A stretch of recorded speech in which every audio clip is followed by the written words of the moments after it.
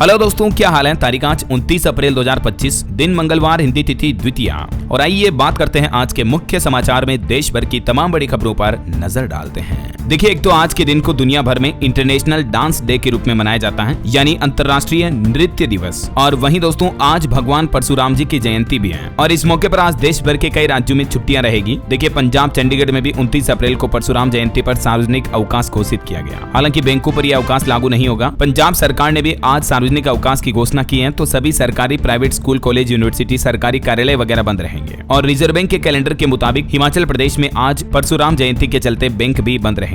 दोस्तों, वैसे तो हिंदी तिथि के हिसाब से देखा जाए तो वैदिक पंचांग के मुताबिक हर साल परशुराम जयंती का त्योहार वैशाख शुक्ल पक्ष की तृतीया तिथि को मनाया जाता है, लेकिन क्योंकि आज शाम 5:30 बजे तक द्वितीया तिथि रहेगी, उसके बाद तृतीया तिथि की शुरुआत हो जाएगी। और चूंकि परशुराम जी का अवतार प्रदोष काल में हुआ था, इस वजह से ही आज 29 अप्रैल को परशुराम जयंती मनाई जा रही है। परशुराम जी को भगवान विष्णु के छठे अवतार के रूप में माना जाता है, तो उनके जन्म दिवस के रूप में ही आज ये जयंती मनाई जाती है। ये दिन भगवान परशुराम के जन्म और उनके योगदान को सम्मान देने के लिए मनाया जाता है, विशेष रूप से धर्म की रक्षा और अधर्म पर विजय के लिए। हालांकि कुछ जगहों पर कल 30 अप्रैल को भी परशुराम प्रकट उत्सव के रूप में मनाया जाएगा। तो आप सभी देशवासियों को भी भगवान परशुराम के जन्म उत्सव की ढेर सारी हार्दिक शुभकामनाएं। चलिए आगे बढ़ते हैं अपन खबरों में। देखिए, सबसे पहले कुछ रिपोर्ट्स देखते हैं। वित्त वर्ष 2025 में औद्योगिक उत्पादन वृद्धि दर 5.9% से घटकर 4% पर ही रह गई है। सरकारी आंकड़े जारी हुए, मतलब बीते फाइनेंशियल ईयर में इंडस्ट्रियल ग्रोथ रेट 4% रही, जो कि सालाना आधार पर लगभग 2% तक कम हुई है। हालांकि इस वित्त वर्ष की अगर बात करें तो बिजली और विनिर्माण सेक्टर के दम पर औद्योगिक उत्पादन भी मार्च महीने में 3% तक बढ़ा है। और महिलाओं को लेकर भी एक रिपोर्ट सामने आ रही कि भारत में 70% महिला उद्यमी अपने जरूरी बिजनेस स्किल में सुधार करने के लिए उत्सुक हैं। वहीं भारत में इंजीनियरिंग उत्पादों का निर्यात भी साल 2024-25 में बढ़कर 116.7 अरब डॉलर पर पहुंच चुका है। और देखिए, केंद्रीय वाणिज्य मंत्री पीयूष गोयल का कहना है कि मजबूत विदेशी मुद्रा भंडार और तेज विकास दर के दम पर निवेश आकर्षित कर रहा हमारा भारत। आज दुनिया भर की कई कंपनियां भारत में इन्वेस्टमेंट कर रही हैं। तो ये तो कुछ अच्छी रिपोर्ट्स रही। और चलिए आगे बढ़ते हैं अपन खबरों में। देखिए, खबर YouTube कंपनी ने गुंजन सोनी को भारत के लिए कंट्री मैनेजिंग डायरेक्टर के रूप में नियुक्त किया। जो गूगल के स्वामित्व वाली कंपनी है YouTube, उसके लिए भारत में कंट्री मैनेजिंग डायरेक्टर के रूप में अब इनको नियुक्त किया। चलिए खबर देखिए। सुजुकी मोटर के पूर्व CEO ओसामू सुजुकी को मरणोपरांत पद्म विभूषण से सम्मानित किया गया। उनके बेटे ने ग्रहण किया ये पुरस्कार। बीते दिन देश की राष्ट्रपति द्रौपदी मुर्मू ने देश की 71 हस्तियों को पद्म पुरस्कारों से सम्मानित किया। एक 96 साल की कठपुतली कलाकार को भी पद्मश्री अवार्ड से सम्मानित किया गया। कला के क्षेत्र में उनके प्रमुख योगदान के लिए राष्ट्रपति ने यह सम्मान दिया। और 4 हस्तियों को पद्म विभूषण अवार्ड भी मिला, जिनके भी नाम वगैरह आप देख सकते हैं। और 10 और प्रतिष्ठित व्यक्तियों को भी पद्म भूषण अवार्ड से सम्मानित किया गया। देखिए, क्रिकेटर R अश्विन को भी पद्मश्री सम्मान से सम्मानित किया। हॉकी खिलाड़ी श्रीजेश को पद्म भूषण मिला। कुवैत की योग टीचर शेखा अली को भी पद्मश्री से सम्मानित किया। चलिए अगली खबर देखिए। डोनाल्ड ट्रंप की वापसी से एलन मस्क की ताकत बढ़ी, लेकिन लोकप्रियता व संपत्ति के मोर्चे पर एलन मस्क को काफी बड़ा नुकसान हुआ है ट्रंप से।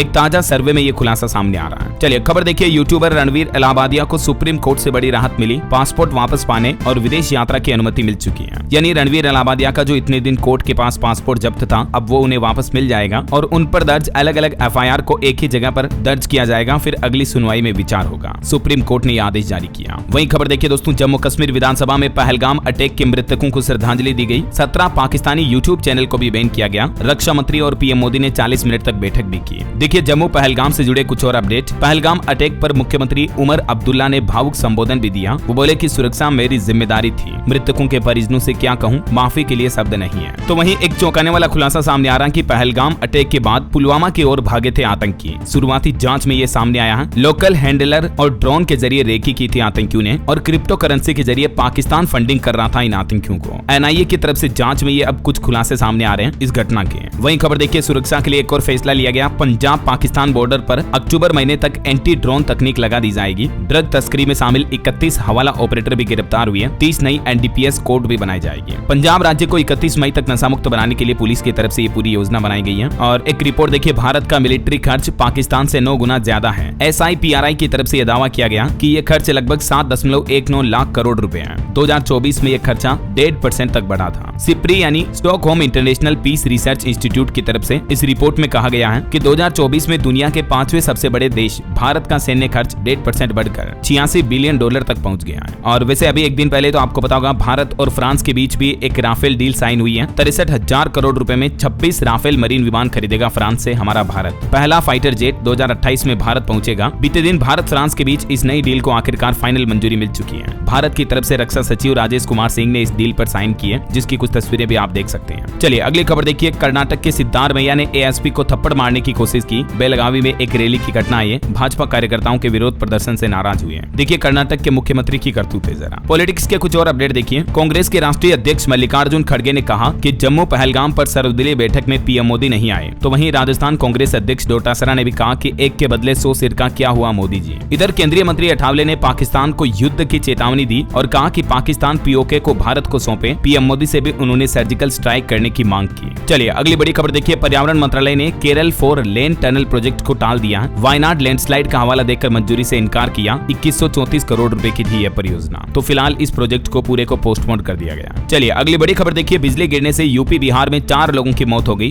देश के 21 राज्यों में तेज बारिश और आंधी तूफान का अलर्ट है। 5 राज्यों में हीट वेव की भी चेतावनी है। और मौसम वैज्ञानिकों की एक चिंताजनक रिपोर्ट भी सामने आ रही है कि बेहद खतरनाक होता जा रहा वज्रपात, यानी कि दिनों दिन देश दुनिया में बिजली गिरने की घटनाएं बढ़ती जा रही हैं। इसी साल 2025 में ही अब तक भारत में 162 लोगों की मौत हो चुकी है बिजली गिरने की वजह से। बीते एक साल में 184% मौतों की बढ़ोतरी हुई है। अब जरा सोचिए वज्रपात के मामले कितने ज्यादा बढ़ते जा रहे हैं। जलवायु परिवर्तन, पर्यावरण प्रदूषण, इनकी वजह से ये नए खतरे सामने आ रहे हैं। वैसे पूरे मौसम समाचार बताऊंगा आपको आगे विस्तार से। फिलहाल देखिए अगली खबर। मेक इन इंडिया बूस्टर को लेकर अपडेट आ रहा। भारत में direct to mobile phone launch करेगा HMD ग्लोबल और इसके लिए एक डील साझेदारी भी की है, देख सकते हैं आप इस कंपनी की ओर से। चलिए अगली बड़ी खबर देखिए। सोशल मीडिया और OTT पर अब नहीं दिखेंगे अश्लील कंटेंट। सुप्रीम कोर्ट की तरफ से शक्ति बरतते हुए एक नया आदेश जारी किया। डिजिटल प्लेटफॉर्म्स पर अश्लीलता के मामले में देश का सर्वोच्च न्यायालय सुप्रीम कोर्ट सख्त हुआ और कहा कि यह गंभीर मुद्दा है, सरकार इस पर एक्शन ले। तो वहीं केंद्र सरकार ने भी इस मुद्दे पर कहा कि नए नियमों पर काम जारी है। आजकल हम खुद ही देखते हैं दोस्तों, कई सारे OTT प्लेटफॉर्म पर अश्लील और गंदे तरीके के कंटेंट, फिल्में, वेब सीरीज वगैरह आती हैं। तो इन्हीं मामलों को लेकर बीते दिन सोमवार को सुप्रीम कोर्ट में सुनवाई हुई और इसमें कोर्ट ने केंद्र सरकार को सख्त निर्देश दिया। कहा कि तुरंत इस तरह के कंटेंट के लिए नई गाइडलाइन, नए नियम जारी करें, है ना। और टेक न्यूज से जुड़े कुछ और अपडेट भी देखिए। व्हाट्सएप और टेलीग्राम पर भी अब नहीं आएंगे फर्जी कॉल्स और मैसेज। सरकार की तरफ से इस संबंध में भी बड़ी तैयारी की जा रही है। इस तरह के सोशल मीडिया और OTT प्लेटफॉर्म एप्स के जरिए आने वाले फर्जी कॉल और मैसेज पर लगाम लगाने के लिए सरकार अब नया रेगुलेशन, नया एक्ट लाने जा रही है। इन इंटरनेट प्लेटफॉर्म पर भी जैसे टेलीकॉम कंपनियों को रेगुलेट किया जाता ना, वैसे ही इस तरह के मैसेजिंग और कॉल वाले ऐप के लिए भी सरकार रेगुलेशन लेकर आएगी। और एक बड़ी अच्छी खबर देखिए दोस्तों, 10 लाख लोगों को मिलेगी AI यानी आर्टिफिशियल इंटेलिजेंस की ट्रेनिंग। यूपी सरकार की तरफ से बड़ा फैसला लिया गया। उत्तर प्रदेश के मुख्यमंत्री योगी आदित्यनाथ सरकार ने प्रदेश के 10 लाख युवाओं को AI ट्रेनिंग देने का फैसला किया है। यूपी सरकार के इस फैसले का लाभ राज्य के 75 जिलों में रहने वाले कई लोगों को मिलने वाला है। टोटल 3 चरण में ये ट्रेनिंग दी जाएगी। इस बाबत प्लानिंग और जानकारी भी आप देख सकते हैं और किन किन लोगों को इसका स्पेशली फायदा मिलेगा। छात्रों, शिक्षक, प्रोफेसर, डॉक्टर, नौकरी पेशा लोगों को भी AI ट्रेनिंग के लिए चुना जाएगा, है ना। चलिए अगली खबर देखिए। अब इलेक्ट्रॉनिक कंपोनेंट बनाएगी डिक्सन टेक्नोलॉजीज। 22,919 करोड़ रुपए की PLI स्कीम है। सरकार ने हाल ही में गेट सेमीकंडक्टर इलेक्ट्रॉनिक्स कलपुर्जों को बढ़ावा देने के लिए ये नई प्रोत्साहन योजना को मंजूरी दी है और इस मंजूरी से लगभग 91,000 डायरेक्ट रोजगार के अवसर पैदा होंगे और 59,000 करोड़ का निवेश आने की भी उम्मीद है। और खबर है भारतीय रिजर्व बैंक RBI ने तय की सावरेन गोल्ड बॉन्ड की कीमत 1 यूनिट के लिए दिए जाएंगे 9,600 रुपए। SGB यानी सावरेन गोल्ड बॉन्ड स्कीम जो है 8 साल में मेच्योर होती है, लेकिन इससे 5 साल के बाद प्री मेच्योर एग्जिट भी लिया जा सकता है। ये स्कीम 5 साल के लॉक इन पीरियड के साथ आती थी। हालांकि अभी तो इस स्कीम को सरकार ने डिसकंटिन्यू कर दिया, लेकिन RBI भारतीय रिजर्व बैंक की तरफ से एक बॉन्ड की प्राइस यानी कीमत भी तय की है 9,600 रुपए प्रति यूनिट। चलिए अगला अपडेट देखिए। जेल में हुई कैदी की मौत तो परिवार को मिलेगा 5 लाख रुपए का मुआवजा। महाराष्ट्र सरकार की तरफ से यह बड़ा फैसला लिया गया। जेल अधीक्षकों को इस संबंध में रिपोर्ट भी भेजी है। वहीं खबर है मुंबई हमले के मास्टरमाइंड की कस्टडी को 12 दिन बढ़ाया गया। NIA ने तहवूर राणा की रिमांड बढ़ाने की मांग की थी, तो कोर्ट ने अब ये मंजूरी दे दी है। आपको पता होगा इसी महीने 10 अप्रैल को अमेरिका से भारत लाया गया था ये आतंकी। और खबर आ रही है लेफ्टिनेंट जनरल प्रतीक शर्मा नए नॉर्दर्न आर्मी कमांडर बने। पहलगाम हमले के बाद सेना प्रमुख के साथ श्रीनगर भी गए थे।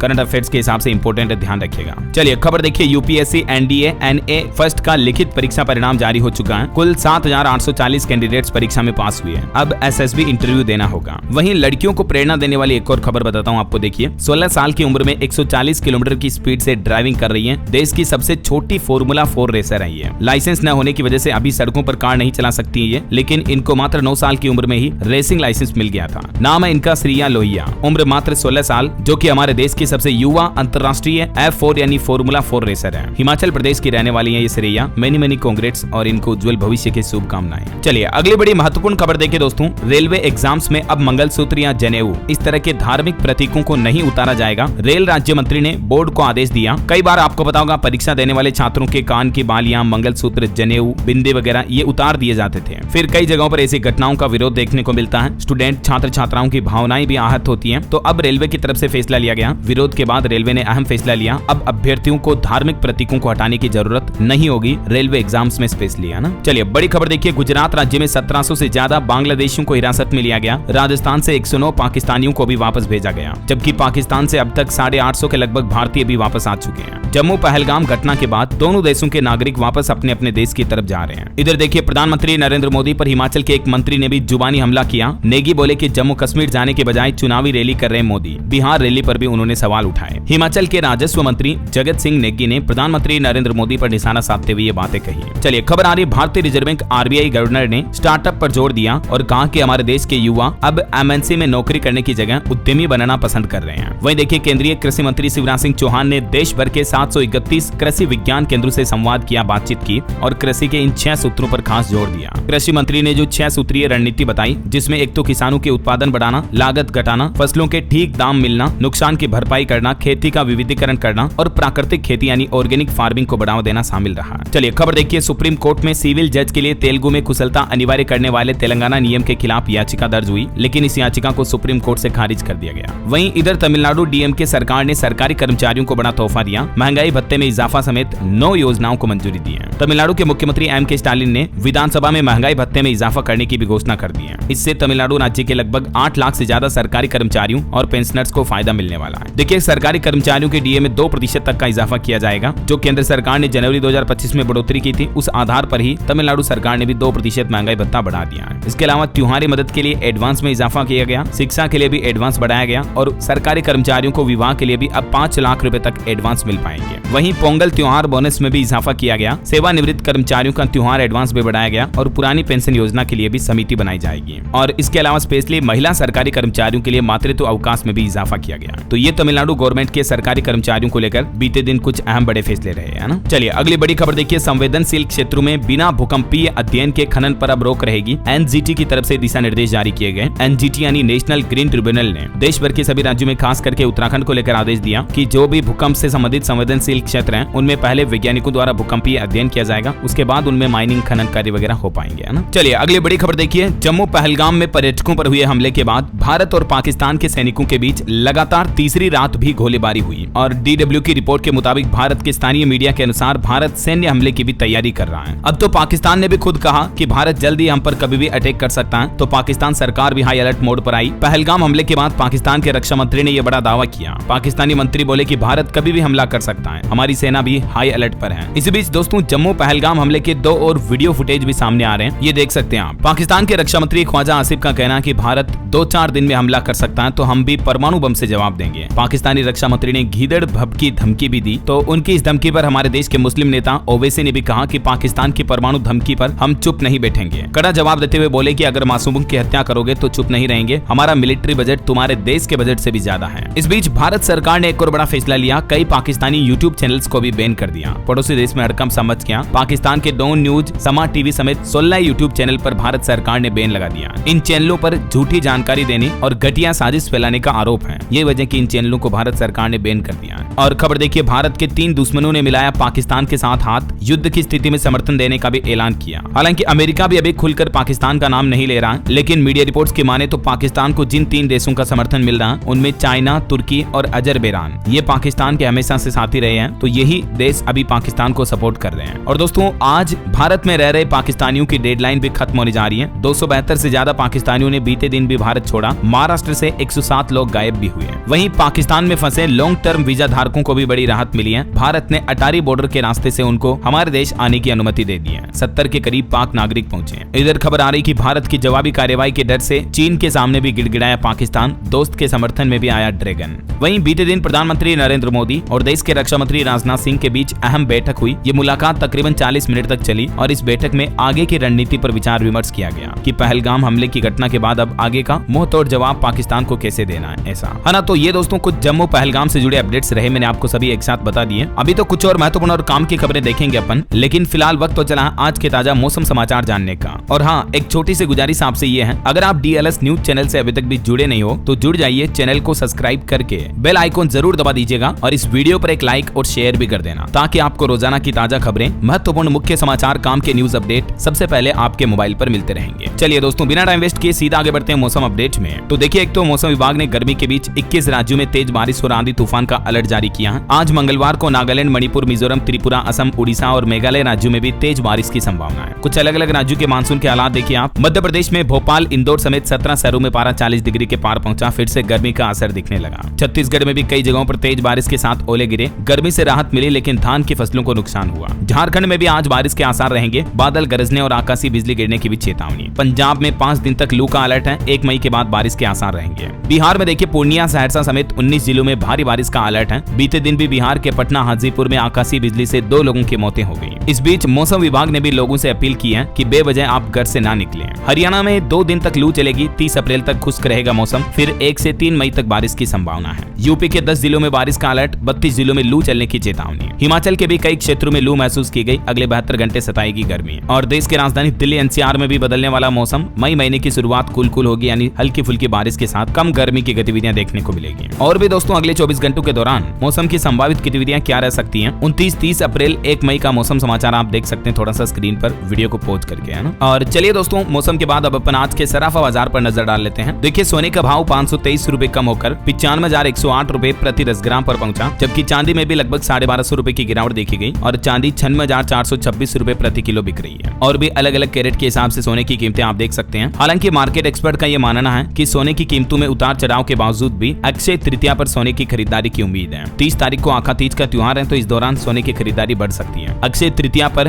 गोल्ड ज्वेलरी की मांग में 10 से 15% तक की बढ़ोतरी हो सकती है। बाकी इस साल के अंत तक सोना 27,000 रुपए तक भी सस्ता हो सकता है। एक बड़ी कंपनी की रिपोर्ट बताई थी मैंने कल शाम को DLS न्यूज चैनल पर एक अलग से वीडियो में। अगर आप भी गोल्ड खरीदने की सोच रहे हैं या आपने गोल्ड में निवेश किया हुआ है तो ये रिपोर्ट जरूर अवश्य देख लीजिएगा। पर्सनली मेरी तरफ से आपको ये रिकमेंडेशन है। ओके, और चलिए साथ के साथ कुछ मार्केट अपडेट्स भी देख लेते हैं दोस्तों, उसके बाद फिर आगे बढ़ेंगे दूसरी खबरों की तरफ। तो देखिए, शुक्रवार की गिरावट के बाद कल सोमवार को चढ़ा सेंसेक्स। भारतीय शेयर बाजार में अच्छी खासी तेजी देखी गई। सेंसेक्स में 1000 से ज्यादा अंकों की बढ़ोतरी हुई। निफ्टी भी 24,300 के पार पहुंचा। कहीं न कहीं भारत पाकिस्तान के बीच जो अभी तनाव का मसला चल रहा, इस वजह से डिफेंस कंपनियों के शेयर भी 10% तक बढ़े। HAL और भारत डायनामिक्स का शेयर 5% तक बढ़ा। वहीं भारत फ्रांस राफेल डील की वजह से भी डिफेंस शेयरों में जबरदस्त तेजी देखने को मिली। कुछ और कंपनियों के नतीजे देखिए आप। रिलायंस इंडस्ट्रीज का शेयर 5% चढ़ा। अडानी टोटल गैस का चौथी तिमाही में मुनाफा 8% घटा। और सेबी ने भी एक बड़ा फैसला लिया, पटेल वेल्थ एडवाइजर्स को मार्केट से बैन कर दिया है। IDBI बैंक का चौथी तिमाही में मुनाफा 26% बढ़ा। यूको बैंक का भी शुद्ध मुनाफा जनवरी, फरवरी, मार्च में 24% बढ़कर 665 करोड़ रुपए पर पहुंचा। और टेस्ला कंपनी ने मुंबई में अपना पहला ऑफिस भी लीज पर लिया। पहले शोरूम के लिए जगह ली थी, अब ऑफिस किराए पर भी ले लिया। भारत में जल्द ही टेस्ला कंपनी की एंट्री होने के संकेत दिख रहे हैं। आईसुजू कंपनी के शेयर में 10% का लोअर सर्किट लगा। और देखिए, एक रिपोर्ट सामने आ रही कि देश में बिरयानी की हर साल 17 करोड़ डिलीवरी होती है। KFC और पिज्जा हॉट फूड चेन चलाने वाली देवयानी इंटरनेशनल ने बिरयानी बाय किलो को खरीदा। 420 करोड़ में ये डील हुई। और निवेशकों के लिए भी अपडेट है, एथर एनर्जी का IPO ओपन हो चुका, इसमें आप 30 अप्रैल तक इन्वेस्टमेंट कर सकते हैं। ओके, और चलिए मार्केट के बाद आगे बढ़ते हैं खबरों में। देखिए, ऑटो इंडस्ट्री से खबर आ रही, 2025 हीरो HF100 भारत में लॉन्च हुई। शुरुआती कीमत 60,118 रुपए। बड़ी खबर देखिए, छत्तीसगढ़ वक्फ बोर्ड अब ऑनलाइन लेगा संपत्ति किराया। देश का पहला वक्फ बोर्ड हो चुका है ऐसा, जो कि ऑनलाइन सिस्टम शुरू करने जा रहा। मस्जिदों और मदरसों का भी अकाउंट खोला गया, तो कहीं न कहीं इससे भी ट्रांजैक्शन में ट्रांसपेरेंसी रहेगी, गड़बड़ घोटाले कम होंगे, है ना। चलिए खेल समाचार पर खबर देखिए, वैभव के शतक की मदद से जीता राजस्थान, गुजरात को 8 विकेट से हराया IPL मैच में। और IPL सेंचुरी लगाने वाले यंगेस्ट प्लेयर भी बने सूर्यवंशी। चलिए खबर है, उत्तर प्रदेश में नई निर्यात नीति से 5 साल में निर्यात को तिगुना करने की योजना बनाई है। यूपी में एक्सपोर्ट को बढ़ावा देने के लिए मुख्यमंत्री योगी आदित्यनाथ सरकार ने यह नया प्लान बनाया। और आपकी हेल्थ को लेकर एक चौंकाने वाली रिसर्च सामने आ रही है कि 50% लोगों में बिना खांसी बलगम के भी टीबी की बीमारी हो रही है। फेफड़ों के अलावा भी टीबी की बीमारी कई अंगों में संक्रमण बढ़ा सकती है। ग्रेटर नोएडा स्थित राजकीय आयुर्विज्ञान संस्थान जिम्स में बीते साल 1000 से भी ज्यादा मरीजों की टीबी जांच की गई, जिनमें 50% ऐसे मामले सामने आए हैं जिन लोगों को खांसी जुकाम नहीं है, उसके बावजूद भी टीबी पॉजिटिव पाए गए हैं। चलिए अगला अपडेट देखिए, उत्तर प्रदेश में पश्चिम से लेकर पूरब तक 700 किलोमीटर लंबा नया एक्सप्रेसवे बनने जा रहा। सैटेलाइट सर्वे जारी हुआ, मुरादाबाद मंडल को भी इससे फायदा मिलेगा। केंद्र सरकार इस रूट पर नया ये एक्सप्रेसवे निर्माण करने जा रही है। वहीं देखिए, आज से 2 दिन के दौरे पर यूपी रायबरेली पहुंच रहे हैं राहुल गांधी। यहाँ जिलों के बूथ अध्यक्षों से सीधी बातचीत भी करेंगे। और नौकरी में बड़ा फेरबदल देखिए, प्रदेश में एक साथ 6 IAS अधिकारियों का तबादला किया गया। संयुक्ता बनी अल्पसंख्यक कल्याण की सचिव भी। और खबर आ रही साल 2028 तक शुरू हो जाएगी बुलेट ट्रेन। इस परियोजना में देरी के लिए महाराष्ट्र के मुख्यमंत्री फडणवीस ने उद्धव ठाकरे के नेतृत्व वाली MVA सरकार को जिम्मेदार ठहराया। और बड़ी खबर देखिए, UPI सर्विस बार बार बंद होने के बाद अब एक्शन में आई निर्मला सीतारमण। वित्त मंत्री ने NPCI से जुड़े सभी अधिकारियों को निर्देश भी दिए और कहा कि UPI भारत के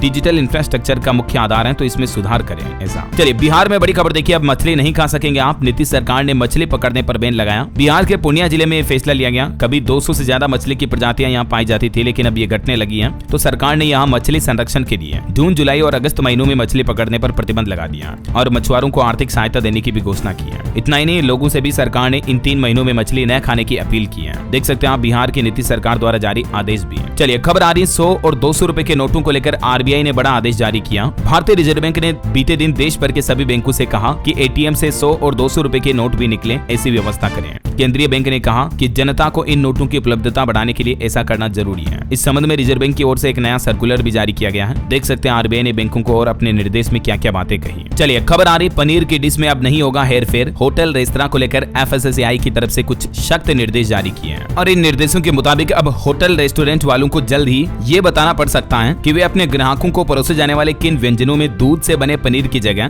गैर डेयरी उत्पादों से तैयार पनीर का उपयोग करते हैं। क्योंकि कई होटल रेस्टोरेंट जो होते हैं ना, वो दूध वाला पनीर नहीं बल्कि एनालॉग पनीर का इस्तेमाल करते हैं। एनालॉग पनीर क्या होता है और असली पनीर कैसा होता है, इस बाबत अब विस्तृत जानकारी आप स्क्रीन पर देख लीजिएगा, थोड़ा सा वीडियो को पॉज करके, ठीक है ना। चलिए, अगला अपडेट देखिए, सरकार ने एक रिपोर्ट जारी की। भारत ने मुफ्त इलाज के लिए खर्च किए लगभग 1.29 लाख करोड़ रुपए। 9 करोड़ से भी ज्यादा लोगों को बिना किसी खर्च के प्रधानमंत्री जन आरोग्य योजना के जरिए फ्री इलाज का लाभ मिला है। 5 लाख रुपए तक का जो मुफ्त इलाज देती है सरकार, उस योजना में अब तक मतलब लगभग 1.25 लाख करोड़ रुपए से भी ज्यादा खर्च हो चुके हैं। ऐसा चलिए, खबर है अब शिक्षकों को भी बच्चों की तरह ड्रेस कोड पहन कर आना पड़ेगा, यूनिफॉर्म पहननी होगी। शिक्षा विभाग चंडीगढ़ की तरफ से सरकारी स्कूलों में भी ये फैसला लागू किया है। वहीं खबर देखिए, महंगे कृषि यंत्र खरीदने का झंझट खत्म होगा अब किसानों के लिए। अब सहकारी समितियों से नॉमिनल किराए पर मिल पाएंगे सभी संयंत्र। यूपी मेरठ के किसानों के लिए नई सुविधा शुरू होने जा रही है। और वहीं उत्तर प्रदेश में अब वसीयत और संपत्ति बंटवारे के लिए भी एक शुल्क लगेगा। मुख्यमंत्री योगी आदित्यनाथ ने एक समान शुल्क लगाने के निर्देश जारी किए हैं। जल्द ही इस नई सिस्टम को लागू किया जाएगा, तो इससे वसीयत संपत्ति बंटवारा करवाना सस्ता पड़ेगा, है ना। चलिए, खबर देखिए, 2 मई से लगेगा जनता दरबार। ऑन द स्पॉट होगा समस्याओं का निपटारा। झारखंड, गुमला में और भी अलग अलग जिलों में ये जनता दरबार का आयोजन होने जा रहा है। और खबर देखिए दोस्तों, पाकिस्तान से आई सीमा हैदर बोली कि मैं गाड़ी से कूद जाऊंगी, लेकिन वापस पाकिस्तान नहीं जाना मुझे। फिलहाल उत्तर प्रदेश से सारे पाकिस्तानियों को वापस भेजा गया है। अलीगढ़ में पोस्टर भी लगाए गए, खून का बदला खून से। और आधार कार्ड को लेकर भी एक रिपोर्ट सामने आ रही है कि वित्त वर्ष 2024-25 के दौरान आधार प्रमाणीकरण की संख्या 2707 करोड़ से भी ज्यादा हुई। वहीं देखिए, वेब्स ऑफ इंडिया विशेष एल्बम मुंबई में 1 मई को 1 मई को मतलब World Audio Visual Entertainment Summit WAVES का आयोजन किया जाएगा 1 से 4 मई तक। और वैसे दोस्तों, 1 मई से कई सारे नए नियम, बड़े बदलाव भी लागू होने जा रहे हैं आम आदमी के लिए। LPG gas cylinder, railway, ATM, bank खाते से जुड़े। तो इन नए नियमों का डिटेल वीडियो जानकारी भी मैं आज दिन में आपको DLS न्यूज चैनल पर अलग से बता दूंगा, तो आप जरूर देख लीजिएगा, है ना। और खबर है, भारतीय रिजर्व बैंक RBI ने भारतीय अर्थव्यवस्था में 6.5% ग्रोथ का अनुमान लगाया। अमेरिकी कंपनियों को भी भारत में निवेश का न्योता दिया। बड़ी खबर देखिए, काले धन और टैक्स चोरी के लिए CBDT ने एक्शन प्लान तैयार किया। FY26 यानी फाइनेंशियल ईयर 2026 में लगभग 2.5 लाख करोड़ रुपए पकड़ने का टारगेट सेट किया है CBDT ने। टैक्स चोरी पकड़ी जाएगी इतनी। और खबर देखिए, सरकार ने मंगलुरु के कल्लापू सजीपा रिवर फ्रंट रोड परियोजना के लिए भी 40 करोड़ रुपए की मंजूरी दी। और यूपी में बिजली उपभोक्ताओं के लिए भी अच्छी खबर आई। अब अगर आपका मीटर खराब हो गया या बिजली गुल हो गई, तुरंत इन नंबरों पर शिकायत कर पाएंगे। व्हाट्सएप पर भी आपको जानकारी मिल पाएगी। अब गर्मी में बिजली से जुड़ी सभी शिकायतों का समाधान 1912 टोल फ्री नंबर के जरिए होगा। यूपी PCL के अध्यक्ष ने बैठक की और इस संबंध में निर्देश भी जारी किए। कुछ व्हाट्सएप नंबर भी हैं, पूर्वांचल, मध्यांचल वगैरह के, आप देख सकते हैं। वहीं उत्तर प्रदेश में अवैध मदरसों पर भी एक्शन जारी है। श्रावस्ती में 16 तो बहराइच में 4 मदरसों को सील किया गया। जमीन के 127 रकबे को भी खाली कराया गया। और दोस्तों, मथुरा श्री कृष्ण जन्मभूमि शाही ईदगाह विवाद मामले पर भी सुप्रीम कोर्ट ने हाई कोर्ट के आदेश को बरकरार रखा और कहा कि इसमें कुछ भी गलत नहीं है। वहीं खबर देखिए, बांग्लादेश के लिए भारत तैयार करेगा अमृत भारत एक्सप्रेस जैसी ट्रेन। कपूरथला की फैक्ट्री में 200 कोच किए जाएंगे डिजाइन। खबर है, बिहार के सभी मेडिकल कॉलेज और अस्पतालों को लेकर एक बड़ा फैसला लिया गया। जुलाई अगस्त तक नीतीश सरकार सभी अस्पतालों में तकरीबन 20,000 CCTV कैमरे लगाएगी। इन कैमरों से अस्पताल की ऑनलाइन मॉनिटरिंग होगी, जिससे मरीजों को बेहतर सुविधा मिल पाएगी और स्वास्थ्य व्यवस्थाएं भी मजबूत होगी। और देखिए, उत्तर प्रदेश के थानों में भी अब तू तड़ाक नहीं चलेगा, आम आदमी को भी इज्जत मिलेगी। यूपी वर्दी वाले पुलिस वालों के लिए एक नया नियम लागू होने जाना। अब हर पुलिस कर्मी को जनता के सामने सम्मान से पेश आना पड़ेगा। अगर कोई बच्चे पुलिस थाने आते तो उन्हें टॉफी, चॉकलेट वगैरह भी दी जाएगी। पुलिस कर्मी अगर बदसलूकी करे तो अधिकारी से आप शिकायत कर पाएंगे। पूरे प्रदेश में ये नए दिशा निर्देश जारी हुए हैं। और प्रधानमंत्री आवास योजना को लेकर एक बड़ी खबर सामने आ रही है। केंद्र सरकार ने बड़ा कदम उठाया जिससे करोड़ों लोगों को लाभ मिलेगा, जिसके मुताबिक एक तो अब लाभार्थी हिंदी, अंग्रेजी, पंजाबी, बांग्ला समेत 8 भाषाओं में खुद सर्वे कर सकते हैं। पीएम आवास योजना के लिए सर्वे में मल्टी लैंग्वेज सुविधा शुरू की गई है। और वही खबर देखिए, बिहार में एफडीआर तकनीक से बनेगी सड़कें, 4 जिलों में शुरू होगा काम। अगले महीने इसका ट्रायल भी होने जा रहा है। एफडीआर यानी फुल डेप्थ रिक्लेमेशन तकनीक से अब सड़कों का निर्माण होगा। प्रधानमंत्री ग्रामीण सड़क योजना के तहत बिहार के स्कूलों में भी नया पाठ्यक्रम जारी किया जाएगा। अब सप्ताह में एक दिन आपको बैग वगैरह नहीं ले जाना पड़ेगा। अब शनिवार के दिन बच्चे बिना बैग के स्कूल जाएंगे। नई शिक्षा नीति का नया पाठ्यक्रम बिहार में लागू होने जा रहा है। चलिए खबर देखिए, दिल्ली की 4 व्यस्त सड़कें भी अब जाम मुक्त होगी। लाखों लोगों को ट्रैफिक जाम से राहत मिलने वाली है। दिल्ली पुलिस ने यातायात का यह नया प्लान बनाया, देख सकते हैं आप। वहीं हिमाचल प्रदेश में भी खबर है, आम लोगों के लिए बंद रहेगा मशोबरा स्थित राष्ट्रपति निवास। 5 मई को हिमाचल का दौरा करेंगी देश की राष्ट्रपति द्रौपदी मुर्मू, जो कि 9 मई तक हिमाचल दौरे पर रहेगी। और खबर देखिए, छत्तीसगढ़ के मुख्यमंत्री विष्णुदेव साय ने पंचायत एवं ग्रामीण विकास विभाग के कार्यों की समीक्षा बैठक की। पंचायतों को सर्वोच्च बनाने पर भी फोकस दिया। वहीं देखिए, झारखंड के डीजीपी अनुराग गुप्ता पर संकट छाया। केंद्र सरकार ने राज्य को निर्देश दिया 30 अप्रैल के बाद सेवानिवृत्ति देनी होगी। 4 धाम यात्रा पर भी अपडेट आ रहा कि पहले ही दिन 10,000 से ज्यादा श्रद्धालुओं ने ऑफलाइन पंजीकरण करवाया। हरिद्वार, ऋषिकेश समेत 4 जगहों पर 65 काउंटर लगाए गए। 30 अप्रैल को अक्षय तृतीया के मौके पर यह कपाट खुलने से 4 धाम यात्रा की शुरुआत होने जा रही है ना। और 4 धाम यात्रियों के लिए इस बार कुछ और सुविधाएं भी मिलेगी। कंट्रोल रूम के 2 हेल्पलाइन नंबर भी जारी हुए हैं। 12 हेल्प डेस्क भी बनाए गए। अगर आपको यात्रा से संबंधित कोई दिक्कत होती है तो ये हेल्पलाइन नंबर पर आप संपर्क कर सकते हैं। चलिए खबर देखिए, हिमाचल प्रदेश के मुख्यमंत्री सुखविंदर सिंह सुक्खू बोले ई व्हीकल यानी इलेक्ट्रिक व्हीकल में बदलेंगे 3000 वाहन। बस अड्डों पर भी चार्जिंग स्टेशन लगाए जाएंगे। हिमाचल में शुरुआती चरण में 3000 वाहनों को ई व्हीकल में कन्वर्ट किया जाएगा। ये हिमाचल सरकार का प्लान है। गुजरात पुलिस ने भी एक बड़ा ऑपरेशन आयोजित किया। 6500 संदिग्ध बांग्लादेशी पकड़े गए। 450 की पुष्टि भी हुई। वही खबर है, यूपी में अलीगढ़ के बाद अब गोंडा में भी एक घटना देखी गई। दामाद के साथ भागी सास। 9 मई को लड़की की शादी थी और देखिए इन सासू अम्माओं को हो क्या रहा है, अपनी बेटी के पति के साथ ही भाग रही है। अब क्या कहोगे इसी को। हाल ही में ऐसा मामला अलीगढ़ में भी आया था, आपको पता होगा। वही खबर देखिए, पंजाब में सरकारी कर्मचारियों के लिए अब मोबाइल अलर्ट रखना होगा। हर समय फोन पर अलर्ट रहने का निर्देश जारी हुआ। सरकारी कर्मचारियों को जारी आदेश में कहा गया कि छुट्टी के बाद भी आप अपना मोबाइल फोन बंद ना करें। और रेलवे से जुड़ा एक नियम देखिए दोस्तों,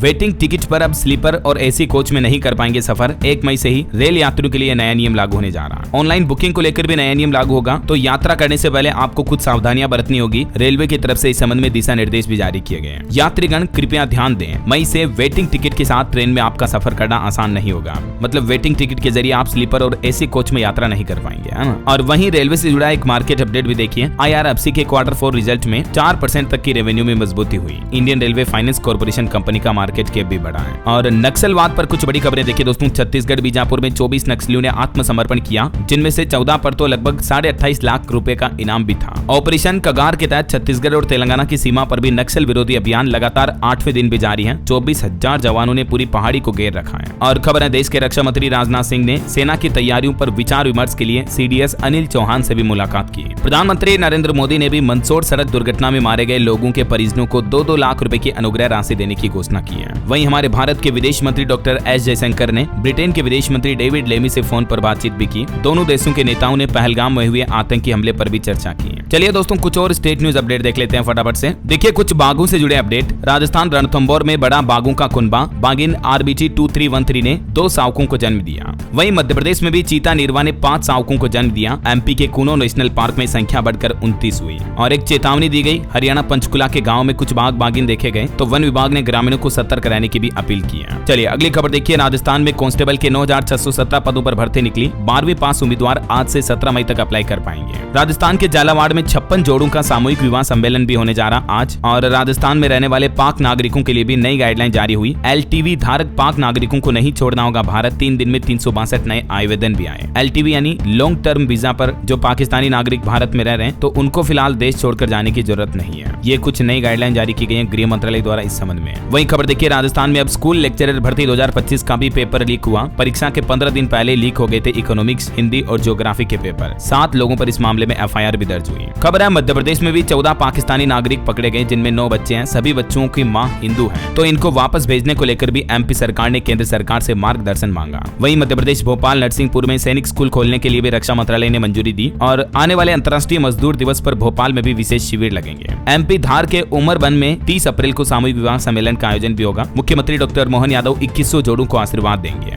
MP इंदौर में महापौर मेगा रोजगार मेले का आयोजन होगा 9 मई को। और देखिए 700 से ज्यादा संविदा स्वास्थ्य कर्मचारियों की हड़ताल जारी है। मध्य प्रदेश मंडला में 7 दिनों से अपनी मांगों पर अड़े हुए हैं। एमपी में 2 मई को मनेगा लाडली लक्ष्मी उत्सव भी, 48 लाख लाडली लक्ष्मी के नाम पेड़ भी लगाए जाएंगे। वहीं छत्तीसगढ़ में जमीन रजिस्ट्री के सिस्टम में 10 बदलाव किए गए। आधार कार्ड से लिंक होगी प्रॉपर्टी। धोखाधड़ी से बचने के लिए जमीन लेने से पहले मिलेगी डिजिटल डिटेल भी। और खबर है छत्तीसगढ़ में 35 IAFS अधिकारियों का भी ट्रांसफर किया गया। वहीं देखिए छत्तीसगढ़ से एक रिपोर्ट सामने आ रही कि 57,000 शिक्षक यानी टीचर और 2160 प्रोफेसरों की भी कमी है राज्य में। भर्ती प्रक्रिया शुरू करने की भी मांग की जा रही है। और वहीं छत्तीसगढ़ राज्य में अब पावर ऑफ अटॉर्नी से आदिवासी भूमि रजिस्ट्री की भी जांच हो पाएगी। बड़ी खबर देखिए उत्तर प्रदेश में रीचा वीरा मामले में सरकार को 3 दिन का समय दिया। कोर्ट ने राज्य सरकार को हलफनामा दायर करने को भी कहा। अगली सुनवाई 6 मई को होगी। वहीं खबर देखिए हरियाणा में टूरिस्ट परमिट की वैधता बढ़ेगी। अनिल विज बोले केंद्र सरकार के जैसे ही 9 से 12 साल करेंगे, जल्द ही जारी होगा नोटिफिकेशन भी। हरियाणा में NCTs भी शुरू करेगा 4 नए कोर्स। राज्य के 155 फर्जी शिक्षण संस्थानों को भी नोटिस जारी किया गया। और देखिए हरियाणा TGT शिक्षकों को भी सरकार ने बड़ी राहत दी। हटाए हुए टीचरों का अनुबंध बढ़ाया गया। अनुबंध की शर्तें पूर्व की तरह ही जारी रहेगी। हरियाणा पंचकुला में आज परशुराम जयंती समारोह के मौके पर मुख्यमंत्री नायब सिंह सैनी भी उपस्थित हुए और बोले कि PM मोदी दुश्मनों को सबक सिखाने में सक्षम है। हरियाणा सरकार को हाईकोर्ट से भी बड़ा झटका लगा। वसूली नोटिफिकेशन रद्द हुआ, नियमों के उलट बताया। मुख्यमंत्री नायब सिंह सैनी के पिछले कार्यकाल में जारी हुआ था यह नोटिफिकेशन। वहीं हरियाणा करनाल पहुंचे किसान नेता राकेश टिकैत भी बोले पहलगाम में सुरक्षा चूक से गई लोगों की जान, अब सरकार उठाए सख्त कदम। और खबर देखिए केदारनाथ धाम के कपाट खुलने की प्रक्रिया शुरू हुई। ओंकारेश्वर मंदिर से धाम के लिए रवाना हुई पंचमुखी डोली। 2 मई को खुलेंगे कपाट। ओके, और चलिए दोस्तों कुछ एजुकेशनल खबरें भी देख लेते हैं। देखिए नीट UG के लिए शिक्षा मंत्रालय ने तैयार किया प्लान। पुलिस एस्कॉर्ट में होगा क्वेश्चन पेपर का ट्रांसपोर्टेशन। कोचिंग सेंटरों पर भी निगरानी रखी जाएगी। नीट UG के पेपर लीक को रोकने के लिए ये सख्त प्लान बनाया गया है। वहीं खबर है बिहार में होमगार्ड बहाली होने जा रही। 30 अप्रैल से शुरू होगी अभ्यर्थियों की शारीरिक सक्षमता जांच भी। सुप्रीम कोर्ट ने झारखंड सरकार और JSSC को भी नोटिस जारी किया। और राजस्थान में भी कांस्टेबल के 9,500 पदों पर भर्ती निकली हुई है। मैंने आपको बताया इसकी लास्ट डेट 17 मई रहेगी, ठीक है ना। बिहार में इंजीनियरों के लिए भी भर्ती निकलने जा रही है। 1024 अभियंताओं का मौका है। आवेदन 30 अप्रैल से शुरू होंगे। और अब नीट UG परीक्षा से होगा फिजियोथेरेपी में भी एडमिशन। केंद्र सरकार की तरफ से इस संबंध में भी नोटिस जारी किया गया। चलिए एजुकेशन के बाद कुछ अंतर्राष्ट्रीय न्यूज अपडेट देख लेते हैं। देखिए दोस्तों दुनिया के 4 देशों में बिजली का पूरा अंधेरा छा गया, ब्लैकआउट हो गया। स्पेन, पुर्तगाल और फ्रांस में भीषण ब्लैकआउट हुआ। मेट्रो ट्रेन स्टेशन के बीच सुरंगों में फंसी। मोबाइल नेटवर्क भी ठप हुए। ट्रैफिक सिग्नल भी प्रभावित है। यूरोप की $6 ट्रिलियन की इकोनॉमी को बड़ा झटका लगा इस ब्लैकआउट अंधेरे से। बिजली गुल होने की वजह से सभी कामकाज ठप हो गए। वहीं देखिए रूस के राष्ट्रपति व्लादिमीर पुतिन ने अस्थायी युद्ध विराम की घोषणा की। मानवीय कारणों और युद्ध की 80वीं वर्षगांठ पर बड़ा कदम उठाते हुए पुतिन ने 3 दिन के एक तरफा सीज फायर का ऐलान किया। 8 मई से लागू होगा। रूसी राष्ट्रपति ने जंग के बीच बड़ा ऐलान किया। अगले 3 दिन तक संघर्ष विराम रखेंगे, वो लड़ाई आगे से नहीं लड़ेंगे ऐसा।